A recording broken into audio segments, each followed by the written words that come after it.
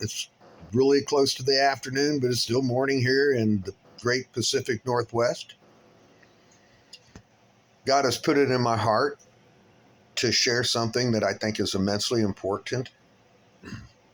Number one is that we are creators. The Lord's Prayer to me was when he said, Our Father, and then in the book of Matthew, where he says that the mustard seed, and if you don't know about that stuff, read the book of Matthew. It's worth it. It's as entertaining as any story ever told. So at any rate, these times that we're in, I believe, are times that was created by the people who have held us at hostage in this planet, fallen angels, whatever the name of them or the occupation of them is, I know not. I do know that we've been around here a lot longer than the timeline that they offer us on TV with the scientists, etc. I know that crafts, that's aircrafts, from places that whose origins we do not know where forth they come, have been recovered by our military and many of the militaries across the world. And I know that Christopher Columbus did not discover America, maybe the land, no, or the Vikings. It came way before them. And my friends in the suspicious observers, I believe that the sun was taken over by the folks that President Eisenhower made a treaty with. I believe it was 1954, fairly sure. And that there was a hydrogen bomb detonated at the South Pole in 1954, and then again in 1962 or plus two, in there, right in there, was a nuclear bomb. And that was given, the reason that was given was to be able to control the weather. And everything comes from the sun and the magnetic connection between us and the sun. And we are actively in a magnetic pole reversal, is what it's called. And that our weather and our environment is going to get more testy. Also, that the shenanigans going on here was to fulfill a agenda from the masters, whoever they are, that was given to those who run us, who ran it through the United Nations about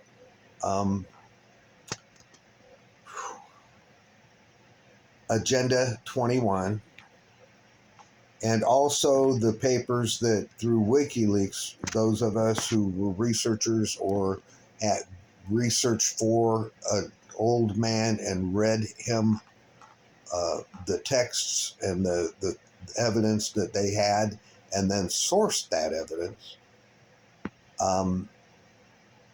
through WikiLeaks and through a hero named Seth Rich, who is not a Russian, and he was a leak.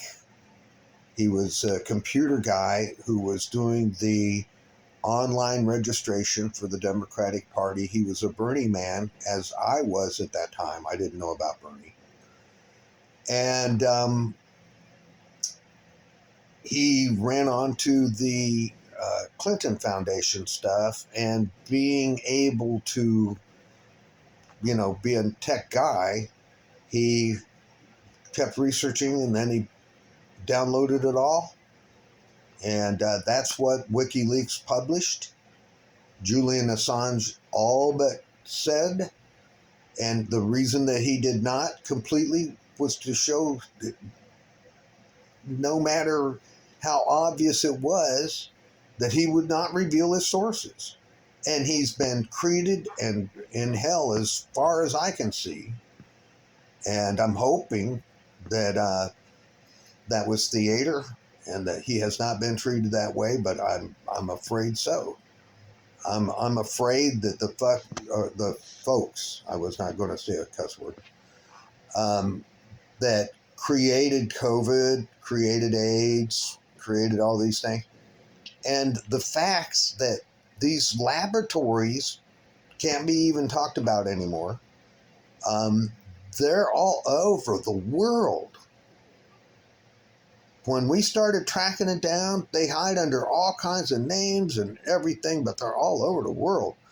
And our colleges, man, they've been really penetrated by the money game, as my friend Ren says. And to me, it's like this. They want us to be fearful and hateful of each other. They want the police and the guys carrying guns to be the ones that make us feel safe. And most of the folks that I know that carry weapons, I am very glad that they carry weapons because I can't. So FEMA, that started back when I was paying attention and had folks that was talking to me. And FEMA and the Senior Executive Services were stuck in under the Carter administration in the ground laying portions. And all of the scientists and people who were singing for the vaccines and singing for how that's all deeply not, we're getting what we got. I believe that we made our best run on it, and perhaps it's not over yet, but and no buts about it. I give you this: love one another. If you're going to be saying you're a Christian, love first. Love first. That doesn't mean grab stuff out of your pockets and run and help one person or anything like that. It just means share the love, not the fear. We're supposed to, and I do my best to put faith where my fear is. And when that faith, it doesn't work out the way that I thought it would, then I have hope. And when it knocks me down and I get hurt in some way that affects me and my ability to stay present with love, God is love. And don't ever give up on yourself. When life knocks you down, and life will knock you down, no matter how great you are or what you're doing, life will knock you down. Take a good look around and get back up. You can get back up with anger, or fear, or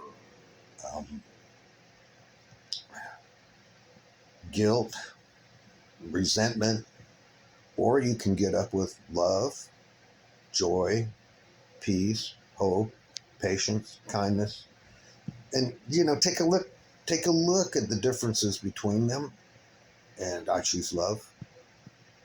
My son helped me get through a very difficult forgiveness portion that I had to do. And he shared his personal experience, and he said that when it came down to it, he had to choose between loving that person or hating them. And he chose love. Wow. Wow. Glory be to God. Be good to yourself. Talk to yourself like you would your best friend, not like you would talk to yourself. And hang in there. Merry Christmas. This isn't when he was born or stuff, but you know what? It's a time we can celebrate it, what it is for you. And yeah, my name is Fred Pepper. I was given the name Flag Bearer, and I do my best when it's in my heart that God wants me to do something, to do the best I can and do that thing. And that's what this has been. I'm deeply honored if you have lasted this long, and I wish you all the good things. May God provide us with the most benevolent outcome possible. And Seahawks, I love you, man. I'd love it to be you guys was on top of the whole world right now. But I'll tell you what, you're on top of my world.